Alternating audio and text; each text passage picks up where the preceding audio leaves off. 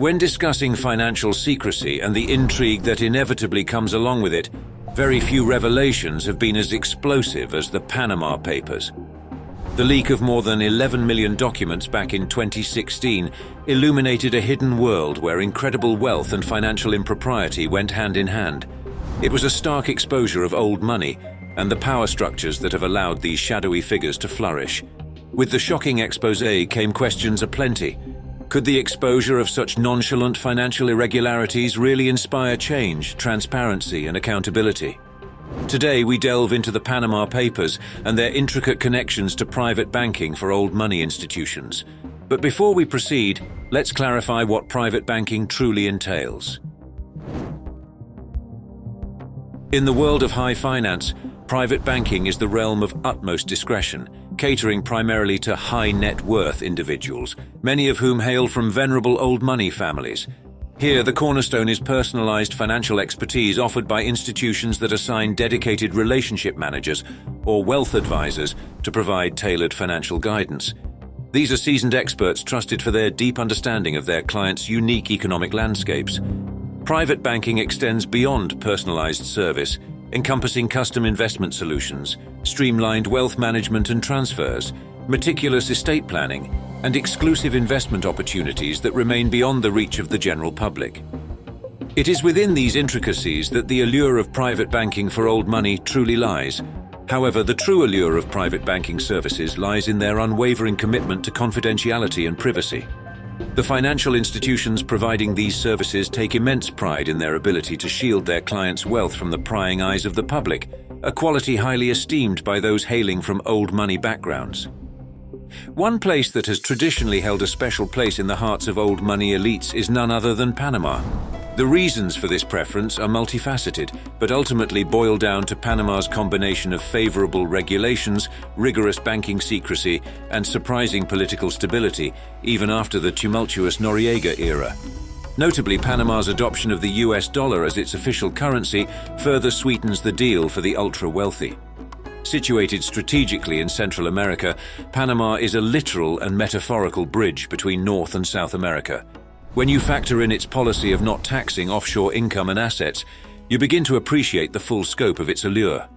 For these very reasons, Panama has blossomed into a thriving hub for private banking, attracting individuals keen on safeguarding and multiplying their wealth while maintaining an essential cloak of anonymity. The very anonymity that Panama had become synonymous with came crashing down in April 2016, with a colossal data leak exposing this secretive world. A staggering 11.5 million documents from the Panamanian law firm Mossack Fonseca unveiled hidden transactions and offshore tax havens employed by some of the world's most influential figures. One of the most scandalous revelations to emerge from this entire affair was the extent to which private banking within Panama had facilitated tax evasion, money laundering, and the concealment of wealth. At the heart of this intricate web were high-net-worth individuals and old money elites who had, for years, capitalized on the country's favorable tax regimes, banking secrecy, and labyrinthine offshore structures. These tools effectively enabled them to shield their wealth from the prying eyes of tax authorities. The shockwaves from the scandal reverberated up to the highest echelons of governments worldwide, ensnaring some of the most prominent figures on the global stage.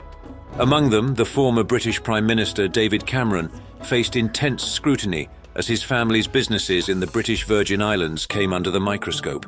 Meanwhile, Icelandic Prime Minister Sigmundur David Gunnlaugsson was compelled to resign from office. While the list of individuals embroiled in the scandal is exhaustive, some of the more famous or indeed infamous names included Silvio Berlusconi, the current head of FIFA, Gianni Infantino, soccer legend Lionel Messi, chess maestro Bobby Fischer, sports icon Tiger Woods, martial arts star Jackie Chan, and a slew of government officials and organized crime figures.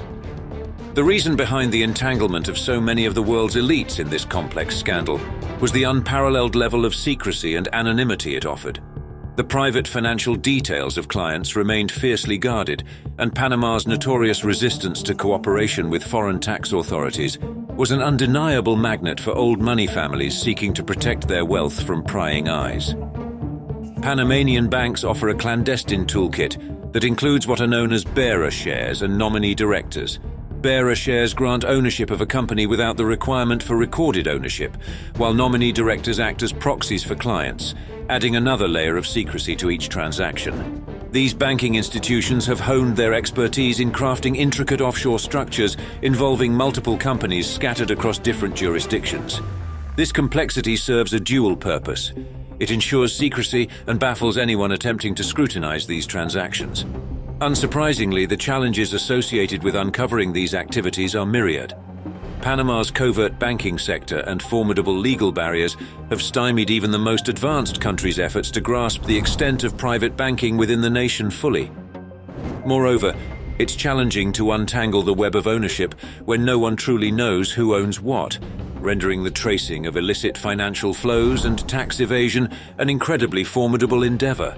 However, the Panama Papers leak in 2016 thrust these covert dealings into the global spotlight, sparking international dialogues on financial transparency and reforms aimed at combating worldwide tax evasion and money laundering. But does this episode mean that the complexities and layers of secrecy surrounding private banking in Panama are so impenetrable that we may never fully fathom the extent of the old money elite's hidden wealth and financial irregularities? To some, the answer is yes. For old money families seeking to shield and nurture their wealth, the utilization of offshore companies remains one of the most effective strategies. Often situated in jurisdictions offering favorable tax conditions, these families also employ offshore trusts, a method involving transferring assets to trusts located in these enticing havens. The motivations behind such choices are multifaceted, but a common thread is the preservation and growth of wealth. Asset protection, a paramount concern, ensures that if a wealthy individual encounters legal troubles in their home country, their wealth remains secure elsewhere. Additionally, these financial tools facilitate seamless estate planning and the systematic transfer of wealth to successive generations.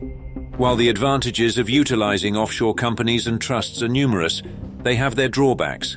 The inherent complexity, while advantageous for maintaining discretion, renders the management of offshore structures exceedingly intricate, with administrative costs often skyrocketing into the millions. Furthermore, the looming specter of reputational risk is exemplified by the fallout from the Panama Papers scandal. Indeed, offshore companies and trusts are indispensable for old money families, but their intricacies and the regulatory perils they entail necessitate judicious consideration. After the Panama Papers scandal, institutions and governments worldwide acted swiftly to institute reforms. Panama itself committed to heightened transparency, adopting the Common Reporting Standard, CRS, an international framework for exchanging financial information. Simultaneously, they pledged to intensify efforts against money laundering while establishing robust counter-terrorism financing measures. Globally, the Panama Papers triggered discussions on combating tax evasion and money laundering, emphasizing greater transparency in sharing financial data and intensifying due diligence on offshore entity ownership. The scandal also fostered international cooperation in addressing tax evasion and financial crimes, prompting countries like Panama to implement reforms and enhance regulatory compliance. Yet one might ask, is all this too little or late? While these reforms were long overdue, some argue that there's a need for a thorough retrospective analysis of historical financial impropriety cases. The Panama Papers incident unveiled numerous ethical considerations. Foremost among them is the issue of tax evasion, with elites often evading substantial tax payments, depriving governments of essential revenue. Moreover, concerns revolve around wealth inequality, the lack of transparency, and the exploitation of legal loopholes by large corporations and old money families. Conversely, proponents of private banking advocate for a certain degree of privacy for everyone, emphasizing that tax efficiency and planning, when operating within the bounds of the law, can be an ethical choice. However, what about the concept of social responsibility? Critics argue that wealthy individuals, especially those from old money backgrounds, have a moral duty to contribute their fair share of taxes to support society. Yet, for most of these elites, it often boils down to legal compliance. If their actions align with existing laws, they will do everything possible to minimize their tax liabilities. As we wrap up our discussion, we've delved into the profound impact of private banking on old money families and society at large. We began by exploring the essence of private banking, emphasizing its tailored expertise and allure for the affluent. We then delved into the zeal for secrecy and anonymity among these elites, along with the challenges faced by authorities. Regulatory reforms and the global push for increased transparency were also discussed. Furthermore, we examined the role of offshore companies and trusts while pondering the industry's ethical considerations. As we draw the curtains on today's discussion, we invite you to actively engage in the ongoing dialogue about private banking and its implications for our world.